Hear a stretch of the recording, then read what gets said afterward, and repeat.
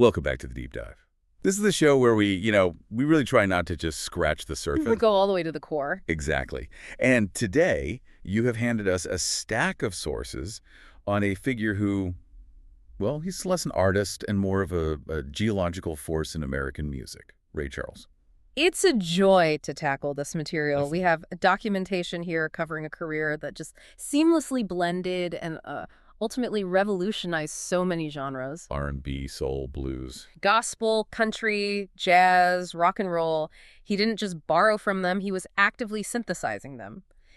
Often creating entirely new forms of music in the process. And that kind of fusion, that ability to master and then completely transcend the categories, that's precisely why he was known as the genius. Mm-hmm.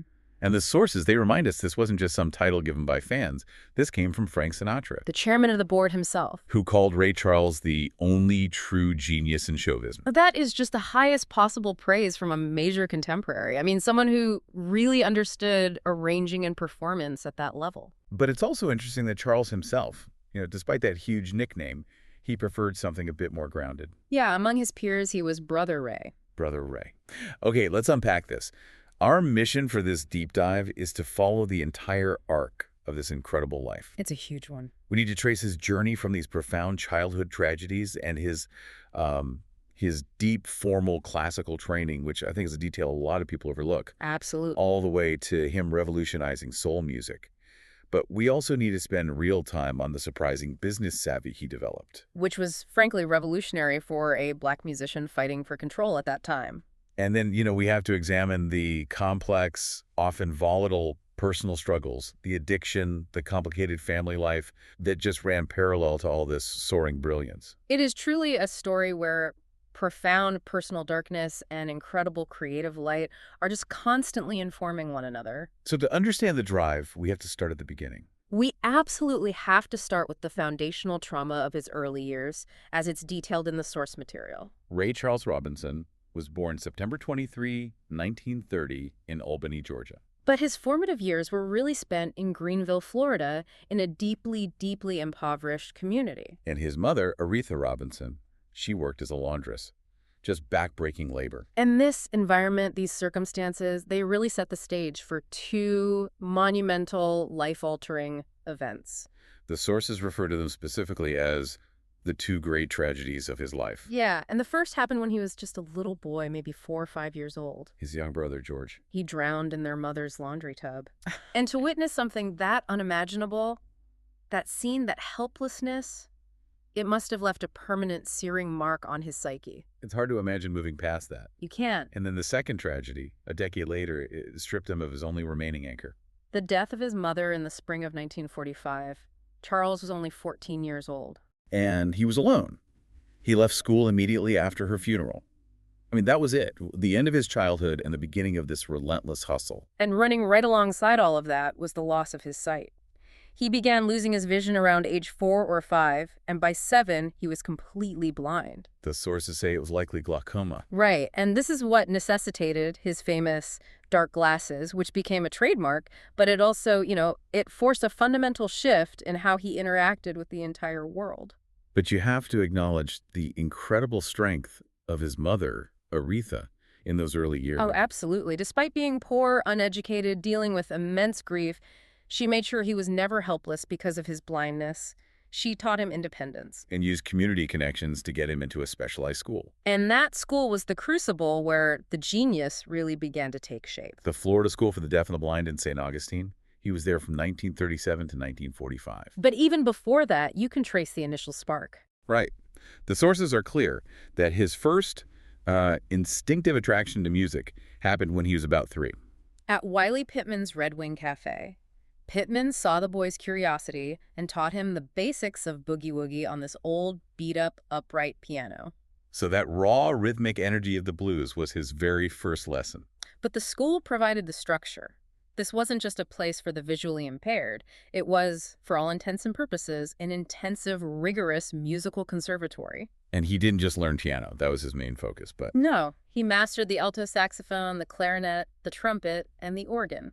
And that mastery of multiple instruments gave him this incredible technical depth. Yes, and that allowed him later on to conceive and arrange music not just for a small combo, but for a full 16-piece big band, Yeah. even a large string orchestra. He wasn't just relying on instinct. He knew the theory inside and out. And it wasn't just popular music theory. The sources detail his classical instruction. Can you elaborate on that curriculum? Well, his teacher, a Mrs. Lawrence, she drilled him on the European masters. Bach, Mozart, Beethoven. Chopin, Sibelius. Exactly. So when you hear the sophisticated chord voicings in his arrangements later on, you're not just hearing the blues. No. You're hearing the harmonic structure of a Chopin nocturne, just repurposed for soul music. That classical background really set him apart from so many of his R&B contemporaries who learned only by ear. But the process of learning this was just exponentially more difficult for him. Because he had to learn it all through Braille music. We take sheet music for granted, but learning it by touch and memory? Yeah. It's a grueling task. It was a painstaking, complex mental feat. I mean, a sighted musician can read and play at the same time. Sure. For Charles, it was broken down into stages. First, you read the Braille for the left hand's part with your right hand. Okay. Then you read the right hand's part with your left hand. And only after you fully memorized both separate parts, every dynamic, every chord inversion, only then could you put them together. That demands a level of auditory memory and patience that few people possess. It trained his mind to organize vast amounts of musical information. And that became the bedrock of his genius. So by 1945, he has this incredible toolkit, but the safety net of his mother is gone. He's 14. And he's immediately plunged into the hard, unforgiving world of a professional musician. He moved to Jacksonville, lived with an old family friend. And he was immediately hustling. But the pay was meager. Just $4 a night playing piano at the Ritz Theater in La Villa. This desperation led him to a really vital early move, joining the Musicians Union. Local 632 of the American Federation of Musicians. He needed the card for work, sure, but more importantly... He didn't own a piano. Exactly. So he used the piano at the Union Hall relentlessly to practice, just absorbing and copying the licks of other experienced players. The sources paint a picture of just borderline poverty during this time. By 16, he'd moved to Orlando, sometimes going without food for days. It really makes the monumental success he achieved later feel almost unbelievable when you remember where he started. And before he found his own sound, he was a skilled chameleon. A very skilled one. He spent his early career consciously modeling others, especially Nat King Cole. Whose smooth, sophisticated style was very popular then. Right. But he also pulled from the technical brilliance of Art Tatum, the jump blues energy of Louis Jordan, and the R&B of Charles Brown. He was building his sound brick by brick. But this regional circuit wasn't going to cut it for his level of ambition. Not at all. So in March of 1948, he followed a friend, Gussie McKee, north to Seattle, Washington. And the sources note his clear strategic thinking even then. He understood the major radio hits were coming from northern and western cities. He had to get out of the regional circuit to break out. And the Seattle move was his first professional game changer. There, he formed the McSon Trio. A clever name. A very clever combination of McKee and Robinson, Charles on piano, McKee on guitar, and Milton Guard on bass. And they worked the brutal late-night shift, 1:05 a.m. at the rocking chair. And it was in Seattle that he forged a lifelong, industry-defining relationship. A young 15-year-old trumpeter. Quincy Jones. That connection would resurface later to profound effect. And the risk of moving west paid off pretty quickly. In April 1949, his recording of Confession Blues becomes his first national hit. Reached number 2 on the Billboard R&B chart. This success pulled him south again, to L.A. in 1950, where he starts touring with the blues musician Lowell Fulson. As Fulson's musical director, which was huge experience, he was honing his arranging and his leadership skills on the road. And he kept building momentum, recording early hits for Swing Time Records as Ray Charles, like Baby, Let Me Hold Your Hand and Kissing Me Baby. Both making the R&B top 10. But then Swing Time Records folded, and that seemingly unfortunate event created the perfect opening for the creative leap of a lifetime. It did. That closure facilitated his move to a label that would finally allow him the freedom to stop being a copycat and start being a revolutionary. Which brings us to the Atlantic era. This is the point where Ray Charles stops being a gifted imitator and becomes an originator. Right. In June 1952, Atlantic Records acquired his contract for what seems now like a highway robbery. $2,500. It sounds absurdly low, but you have to put it in context. That was equivalent to about $30,000 in today's money. Okay, not nothing, but Still a steal for the talent they acquired. And Ahmet Ertegun and the team at Atlantic, they let Charles shed that Nat King Cole style he'd adopted and finally tap into the visceral energy of the gospel music he'd known his whole life. his first sessions for Atlantic were promising. The Midnight Hour, Roll With My Baby. His initial hits were modest but consistent. Mess Around in 53, then It Should Have Been Me.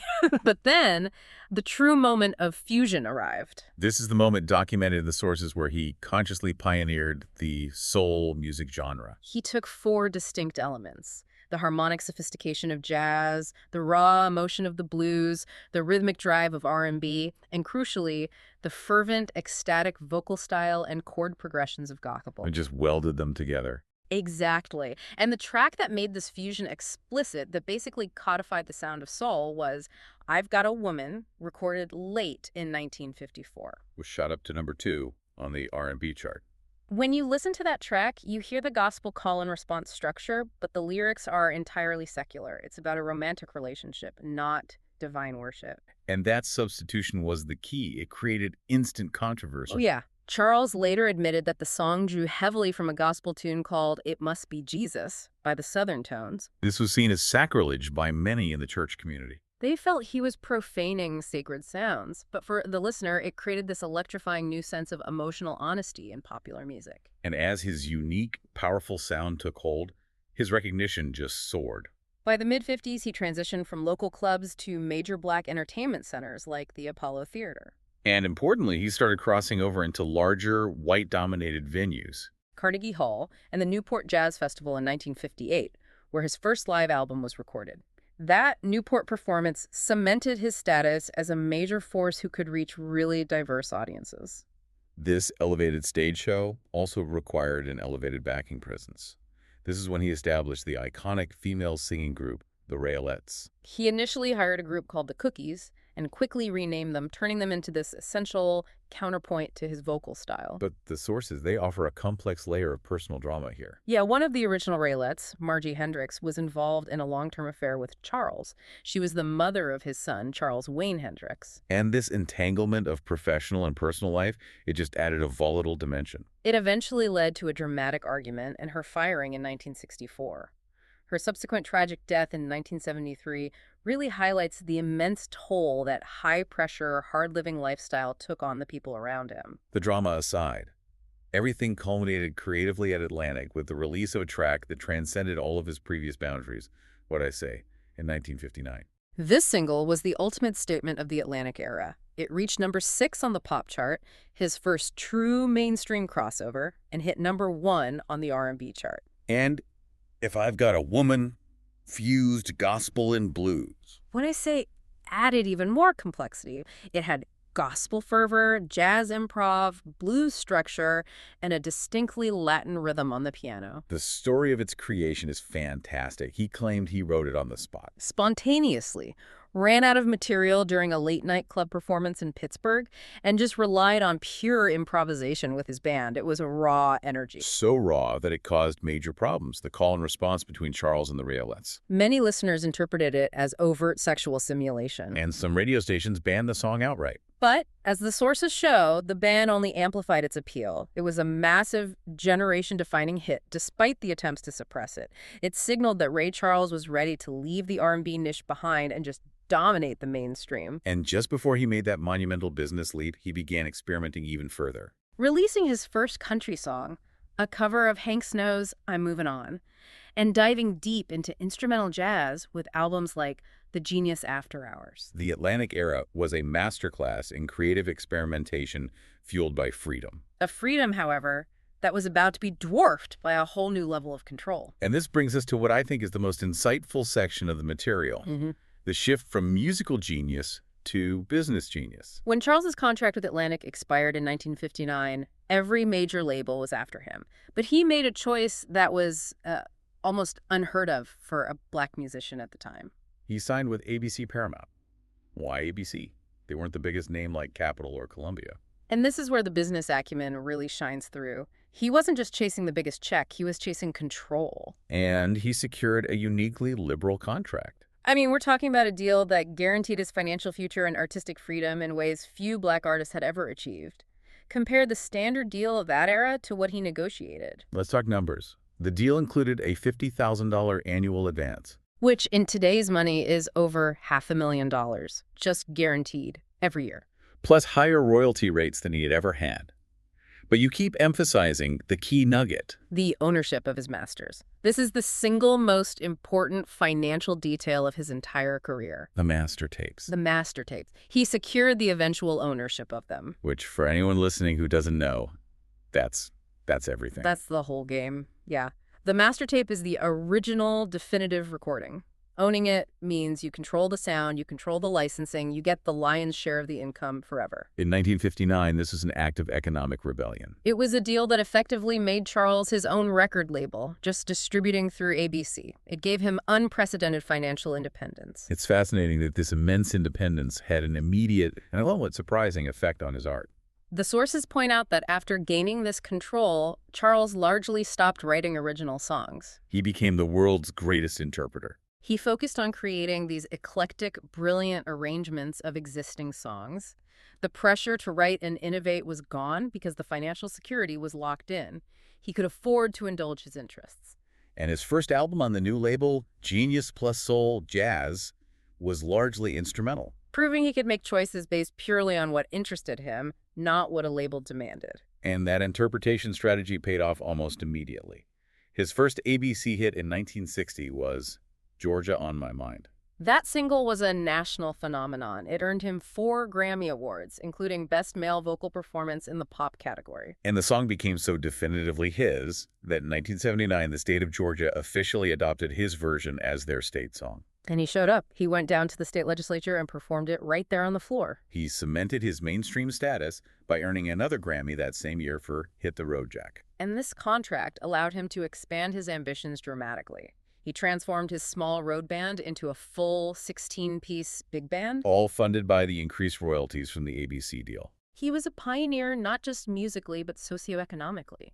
He became one of the few black artists to successfully cross over while maintaining such an extraordinary level of control. But the apex of his crossover power, the move that shocked the industry, came in 1962. The album Modern Sounds, in country and Western music, and its sequel, that was a truly audacious experiment. It was revolutionary, not just for Charles, but for country music itself. At the time, country was seen as a niche, regional, often segregated genre. Charles took these songs and rendered them with big band arrangements and sophisticated production. And he single-handedly helped bring country music into the American mainstream. The results were undeniable. His version of I Can't Stop Loving You was a phenomenon. Topped the pop chart for 5 weeks, #1 on R&B for 10 weeks. And it was his only #1 record in the UK. This album proved he could transcend any genre line just through the power of his voice. He was rapidly building an empire. In 1962, he founded his own record label, Tangerine Records. Distributed by ABC-Paramount, hits like Busted and Take These Chains From My Heart continued to dominate in 1963. The sources show a man at the absolute peak of his financial and creative prowess. And yet, parallel to this monumental rise, his personal life was being decimated by a 17-year addiction to heroin. The sources indicate he started using marijuana at 18, believing it was a creative aid, but it escalated quickly. And his addiction led to persistent legal trouble, a dangerous tightrope walk between superstar and potential inmate. He had arrests in 55 and 58, but the sources highlight the 1961 arrest in Indianapolis for heroin. That case was dismissed on a faulty warrant, giving him a temporary reprieve. But the turning point, the confrontation he couldn't avoid, came on Halloween 1964. He was arrested for a 3rd time for heroin possession at Boston's Logan Airport. This final arrest forced the ultimate decision, quit or lose everything. And he chose to quit. He pleaded guilty but was allowed to seek rehab. And we need to pause here because the sources detail the immense struggle required. He opted for cold turkey withdrawal. 4 excruciating days at St. Francis Hospital in Linwood, California. Imagine the sheer physical and psychological will required for a 34-year-old man addicted for 17 years to go through that. He followed that up with time at McLean Hospital, where his psychiatrist, Dr. Friedrich Hacker, convinced the judge of Charles's sincere determination. He received a 5-year suspended sentence, 4 years of probation, and a $10,000 fine. And he turned that personal trauma into a creative triumph. His immediate musical response, after emerging clean, was to directly address the struggle in his music. Which led to his incredible 1966 comeback, the dance track I Don't Need No Doctor. And the highly suggestive Let's Go Get Stoned? The latter, co-written with the then-unknown Ashford and Simpson and Joe Armstead, became his first #1 R&B hit in several years. And his cover of the Buck Owens song, Crying Time, showcased his ability to tackle country music again. Reached #6 on the pop chart, won him a Grammy in 1967. He had conquered addiction and returned to the charts seemingly unstoppable. But by the late 60s and early 70s, the music industry was in constant upheaval. And despite his triumphs, Ray Charles began to experience a noticeable commercial decline.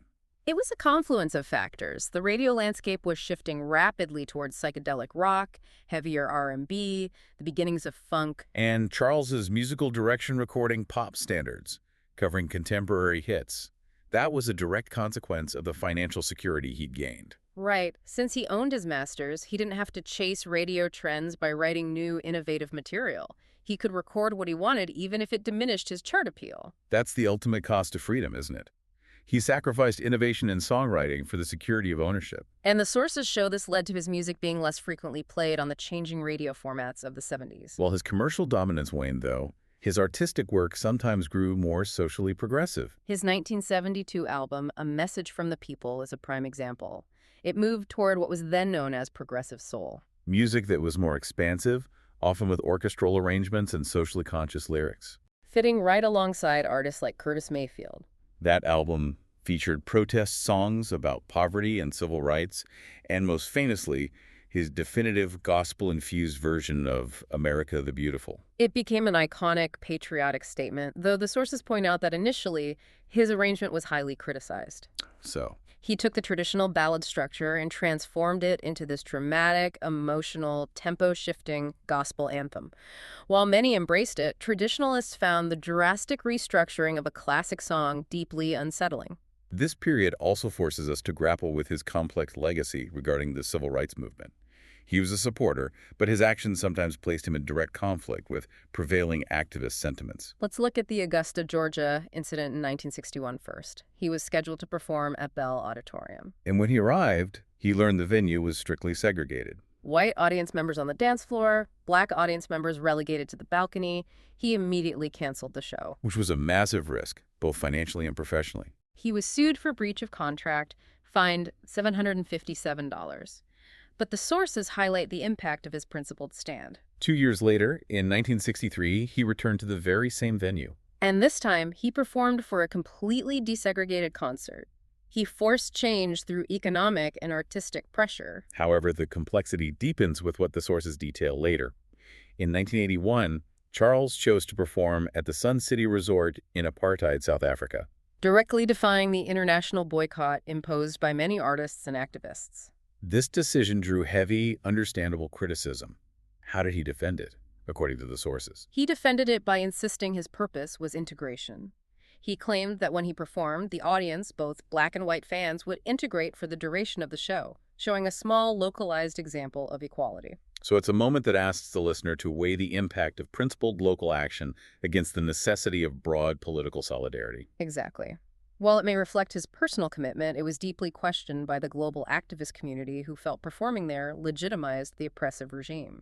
As we move into his later career, post-1983, he spent time on Columbia and Warner Bros. And he leaned heavily into country music, focusing on albums and leveraging his star power for duets. A strategy that worked brilliantly. He had major collaborations with George Jones and Hank Williams Jr. But the commercial peak was his duet, Seven Spanish Angels, with his friend Willie Nelson. Charles understood that his voice, paired with other legends, created instant magic. And he also proved he wasn't stuck in the past. He recorded Baby Grand with Billy Joel, a brilliant piano duet. And then he had a massive return to contemporary charts in 1990 with a cover of I'll Be Good to You. That duet with Quincy Jones and Chaka Khan hit #1 on the R&B chart. Won them a Grammy.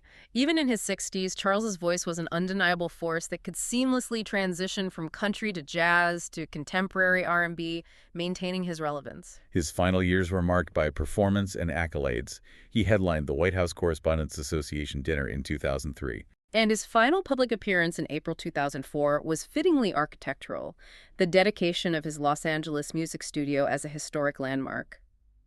We must now circle back to the complexity of his personal life, especially his relationships and family.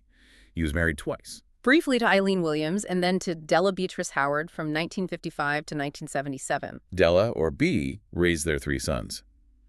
But the sources are unflinching in detailing why that second marriage ended. The constant pressure of life on the road, coupled with his persistent extramarital affairs and the volatile behavior fueled by his addiction, it just proved too much. And the sources confirm the staggering complexity of his relationships. He fathered 12 children with 10 different women. This wasn't just a handful of affairs, it was a deeply fragmented family structure spanning decades. We mentioned the 6-year affair with Raylette Margie Hendricks.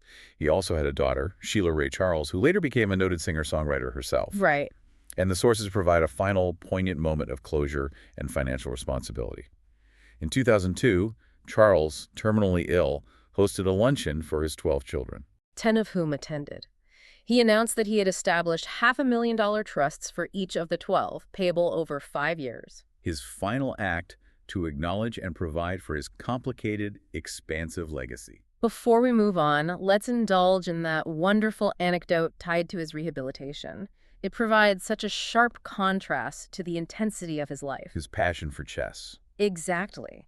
This is a perfect detail for understanding the intellectual side of his genius. He learned to play from his psychiatrist, Dr. Friedrich Hacker, as a cognitive exercise during his drug therapy. And since he couldn't see the board, he used a special set with raised squares and holes designed to anchor the pieces. The determination required to master Braille music transferred perfectly to this silent, intense game. And when reporters inevitably asked him if people ever tried to cheat a blind man in chess, he delivered the classic punchline. You can't cheat in chess. I'm going to see that. The sheer intellect required to keep the entire board configuration in his mind is just astonishing. He even played and lost against American Grandmaster Larry Evans in 2002, proving his dedication. To truly grasp his ultimate legacy, we have to return to the instrument that started it all.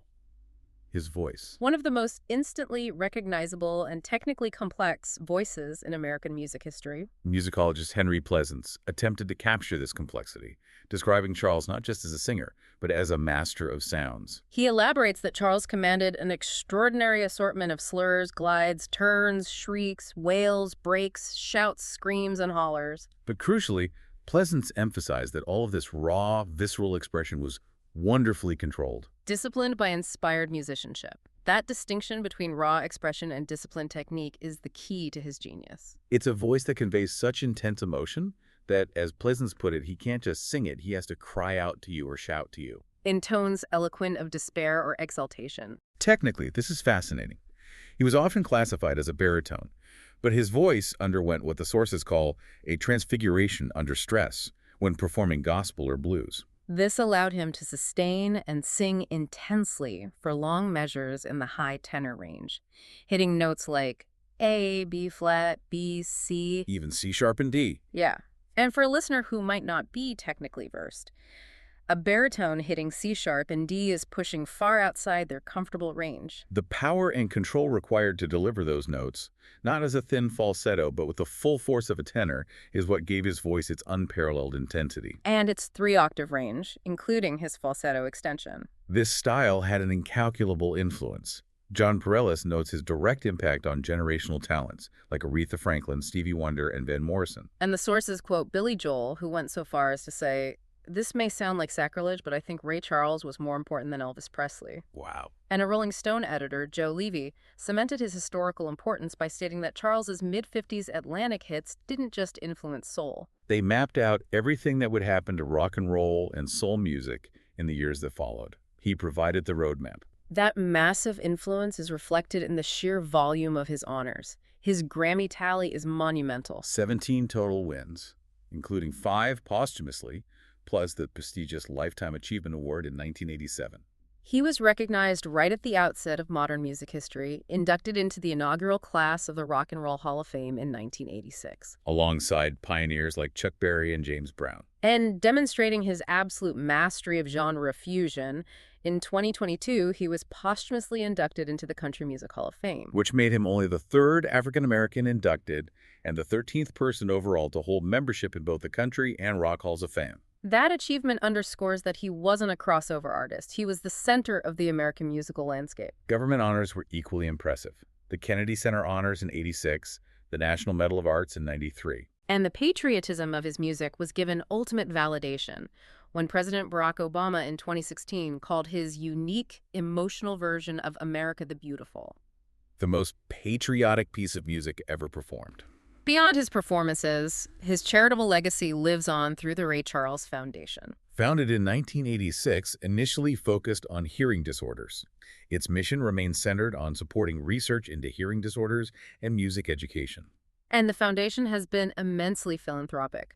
Charles donated $2 million to Morehouse College, which later opened the massive $20 million Ray Charles Performing Arts Center. And in a wonderfully specific piece of philanthropy, he endowed the nation's first professorship of African-American culinary history at Dillard University. Charles died on June 10, 2004, at age 73, from complications related to liver failure at his home in Beverly Hills. His funeral was attended by musical royalty.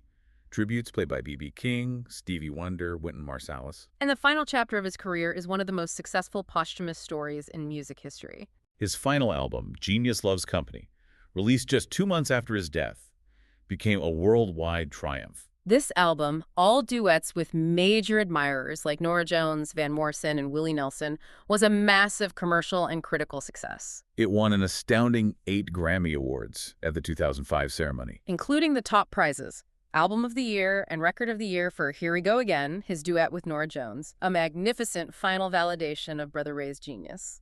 So what does this all mean when we synthesize the sources? When we look back at the life of Ray Charles, 4 monumental pillars of his genius stand out for you: the learner. First, the radical genre synthesis, the forging of soul music by blending blues, jazz, R&B, and gospel, creating a sound that just didn't exist before him. Second, his incredible business independence. He secured the ownership of his master tapes, a lucrative victory and an act of economic empowerment that was unique for Black musicians at the time. It fundamentally changed how artists approached the industry. Third, the resilience required to overcome 17 years of devastating heroin addiction, transforming that struggle into chart-topping, deeply resonant hits. And finally, his unmatched vocal mastery. The 3-octave range and highly controlled emotional expression that influenced every major singer who followed him, from rock to R&B. But our deep dive reveals a central paradox, and it's tied directly to that business success. Charles intentionally sacrificed original songwriting in his post-Atlantic career for the freedom and immense financial power of owning his arrangements. That choice meant security, but it also meant spending decades interpreting others' songs. This raises an important question for you to explore. What did the music world truly gain through Charles's shrewd business savvy, achieving that rare independence, versus what it might have lost in terms of new, genre-defining original compositions in his later career? Music essayist Robert Christgau once called Charles's vast discography a monumental mess, precisely because of the sheer volume of covers and compilations. So exploring that messy discography and deciding whether the brilliance of his arrangements outweighed the missing originals, well, that's the ultimate deep dive left for you to take.